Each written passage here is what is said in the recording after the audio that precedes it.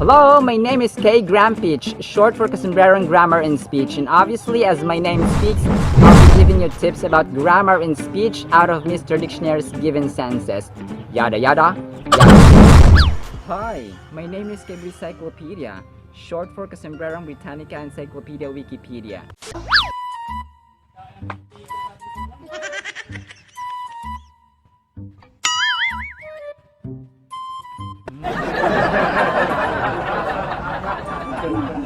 Too much eating of cotton fruit total will upset your stomach. Our vocabulary term is impetuous. Impetuous. Parang santol to. Mamigay ka naman dyan. Ang impetuous, mga sombreros, ay adjective. Ito po yung paglalaro natin sa mga tropa nating gumawa ng mabilisang gawain or ng isang bagay or ng desisyon, plano man dyan or basta ano dyan na mabilisan yung ginawa. Pero hindi nag-iisip kung ano yung magiging resulta. Okay, medyo pangit po siya. Ang mga possible synonyms po natin dito ay impulsive, hasty, abrupt, etc. At pag ginamit naman sa sentence ay let it fly, Mr. Dictionary. Alessandro was impetuous, intense, and often vehement, audaciously courageous in the name of love. Impetuous. Vehement, letter H is not pronounced. In the case of vehicle, it can either be pronounced as vehicle, where H is sounded, or vehicle, where H is not sounded. So, vehicle or vehicle, either of the two is correct. But in the case of vehement, letter H is really not pronounced. Yada yada. Alessandro. Do you know Alessandro Volta? Si Alessandro Volta, mga sombreros, ay isang Italian physicist na nakadiscover or nakaimbento ng electric battery. Kung kaya ang electricity pressure na voltage or voltahe ay named after him. Pero alam niyo ba, mga sombreros, na 4 years old na siya dati ay hindi pa siya nakapagsalita, kung kaya natatakot ang kanyang pamilya na baka ito siya ay dumb or pipe kasi hindi siya nakapagsalita at the age of 4. And ito pa, no, gusto ng kanyang pamilya na maging lawyer siya or abogado, pero he had his own ideas and he wanted to become a scientist and he succeeded. Ang tatay ni Alessandro Volta, mga sombreros, ay namatay when he was 7 years old at nag-iwan ng maraming utang pa, no. Basahin po natin about utang sa Biblia, mga sombreros. Proverbs 22:26. Huwag kang mangako para sa utang ng iba, ni gumarantiya para sa kanya. Marami nakaka-relate dito. Psalm 37:22 or mga awit 37:22. Ang taong masama ay nangungutang pero hindi nagbabayad. Ngunit ang taong matuwid ay naawa at nagbibigay ng sagana. Romans 13:8.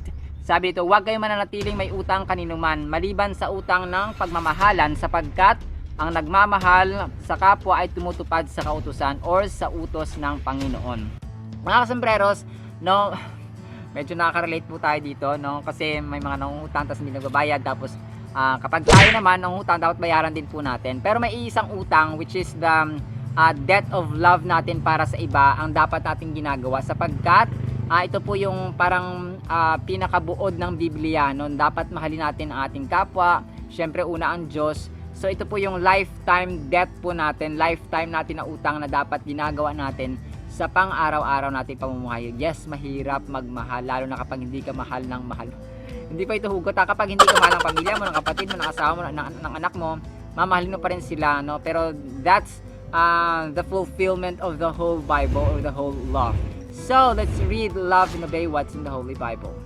Atsyal or bell pepper, may scientific name na Capsicum annum. Alam niyo ba, mga sombrero, sa botany, ang atsyal po ay considered as prutas at hindi gulay. Ito ay dahil sa kanyang bulaklak mismo nade-develop ang kanyang bunga, ang kanyang buto na eventually ay tinatanim para mag-reproduce. Pero niya, ang bottom line, masintusin natin ang mga prutas gaya ng star apple, ng duhat, ng mangga, and so on, ay doon po nade-develop ang kanilang bunga. Now, from bulaklak, doon po naluluto or nahihinog ang kanilang prutas na magiging buto, mga sombreros. Pero yun nga, ang bottom line ay nagpapasalamat tayo, mapagulay, mapaprutas. Nagpapasalamat tayo sa Panginoon dahil meron tayong nagagamit ng atsyal. Muli po, ito po si Sombrero Dennis, aka Kuya King 2.0, at nagsasabing, sabayan nyo kami, ang buhay ay masaya, naging masaya, ang lalag, naging faith of love, pagsunod na sa ating pag-asa. Muli po, maraming salamat po, mga sombrero, sa mga sumasama sa learning, sa wisdom, sa knowledge. Maraming salamat po at see you sa next segment. Bye-bye!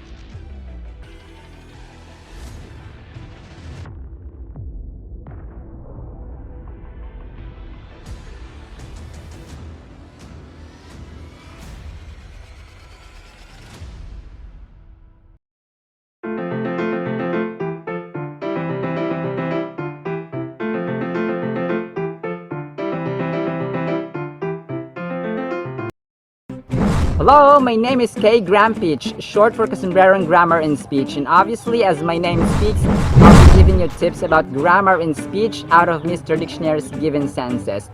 Yada yada, yada. Hi, my name is Kay Encyclopedia, short for Casumbrero Britannica Encyclopedia Wikipedia.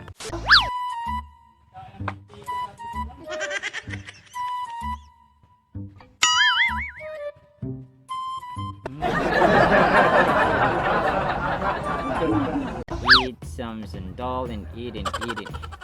Our vocabulary term is imperturbable. Imperturbable. Kain pa ng santol, nakalimutan ng Big Book, Toto, ha? Ang imperturbable mga sombreros ay adjective. Ito yung paglalarawan natin sa tropa natin na kahit nasa gitna na ng problema, ng trial, ng kaguluhan, ay kalmado at relax pa din mga sombreros. Sana lahat ng tao ganito, no, relax pa din kahit na may mga problema at may mga trial sa buhay. Pero minsan, pag hindi ka na concern at may mga problema, so mali rin po yun, no? Pero mga possible synonyms po natin dito ay calm, relax, equilibrium, etc.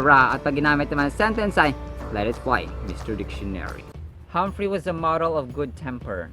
Stays cool and his equanimity imperturbable even in the midst of trouble. Imperturbable. Stay was a verb added by s to express present tense in singular form. This process or strategy is also the same with the verbs ending in y, as in play, plays, pay, pays, pray, praise, lay, lays, yada yada. Humphrey, Humphrey, Humphrey. Do you know Humphrey Davy? Si Humphrey Davy, mga sombreros, ay isang English chemist and inventor. Siya po ang nakaimbento or nakadiscover ng element na calcium na pampatibay ng ating mga buto. Pero alam niyo ba mga sombreros, nagkaroon ng incident or laboratory accident na naging sanhi ng kanyang or pagka-damage ng kanyang vision or eyesight. That is why he had to wear eyeglasses for the rest of his life. Nagkaroon ng sira ng mata si Sir Humphrey Davy, mga sombreros, dahil sa isang laboratory accident. Basahin natin about sa mga mata or sa ating mata. The eye, or Matthew 6:22, the eye is the light of the body. If your eye is good, your whole body will be full of light. Mateo 7:1-5, huwag kayong humatol ng kayo'y di hatulan, sapagkat hatulan kayo ng Diyos ayon sa paghatol ninyo sa iba. At susukatin kayo ayon sa panukat na ginagamit ninyo sa iba. Bakit mo pinapansin ang puwing sa mata ng iyong kapatid, ngunit hindi mo pinapansin ang trosong nasa iyong mata? Paano mong masasabi sa iyong kapatid, halika't alisin or aalisin ko ang puwing mo, gayong troso ang nasa mata mo, no? Mapagkunwari, alisin mo muna ang trosong nasa iyong mata at sa gayon, makakita kang mabuti at maalis mo ang puwing sa iyong kapatid. 2 Chronicles 16:9, ito po yung mata ng ating dakilang Diyos, mga sombreros. For the eyes of the Lord move over all the earth, so that He may give strength to those whose whole heart is given to Him, or is given to Him. You have done a foolish thing, so from now on, you will have wars. Makita natin dito mga sombreros ng ating mata, no? Ito yung bintana ito yung bintana, ito yung parang pag nakita natin, so maniniwala tayo, pag may nakita tayo na hindi maganda, so magiging hindi rin maganda ang ating iniisip. Kapag may maganda tayong nakita, so maganda rin ating iniisip. That is why sinasabi dito na the light or the eye is the light of the body. Kapag sabi dito, if your eye is good, your whole body will be full of light. So dapat yung ating mata daw ay punuin natin ng mabubuti at nakakalugod ng mga bagay, hindi lamang sa atin kundi sa Panginoon. Kung kaya, let's read, love, and obey what's in the Holy Bible. Ang inyo nakita mga sombreros ay ang anahaw, ang ating pambansang dahon. May scientific name na Saribus rotundifolia at may English names na roundleaf fountain palm at saka footstool palm. Kung mapapansin mga sombreros ay bilog kasi siya, kaya tinatawag siya na round leaf fountain palm. Marami itong gamit, no, sa mga hindi nakakaalam. Pwede itong gawing abaniko. Noong unang panahon wala pang pamaypay. So ito yung parang fan or electric fan nila, no, mano-mano nilang pamaypay mga sombreros. Pwede rin itong ornament or palamuti sa loob at sa labas ng bahay. At pwede itong gawing pawid, no. Ginagawa siyang parang atip sa bubong ng mga bahay kubo or lalo na dito sa probinsya mga sombreros. Pwede nitong pang-wrap, no, pang balot mga sombreros, lalong-lalo na sa mga barangays, mga gatong remote areas. Ayan, so remote talaga tayo dito mga sombreros. Pero alam niyo ba mga sombreros na wala pang official law or batas talaga na nagpapatunay na ito po ang ating pambansang dahon.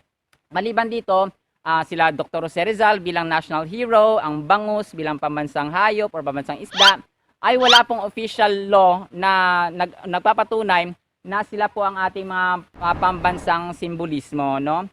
Merong House Bill na pinapasa ang Bohol Representative na si Rene Lampagos under House Bill 3926 na maging official na, no, maging batas na sila po. Ito po ay isa sa ating pambansang simbolismo o pambansang sagisag na yun nga, dahon ay hindi pa po ito na isa sa batas, mga sombreros. Muli po, ito po si Sombrero Dennis aka Kuya Kim 2.0 at sabayan nyo kami ang buhay kay magsalala naging masaya, magsalala naging faith of love, patuloy na sa ating pag-asa. Muli po, maraming salamat po mga sombreros sa mga sumasama sa learning, sa wisdom, sa knowledge. Maraming salamat po at see you sa next segment. Bye-bye!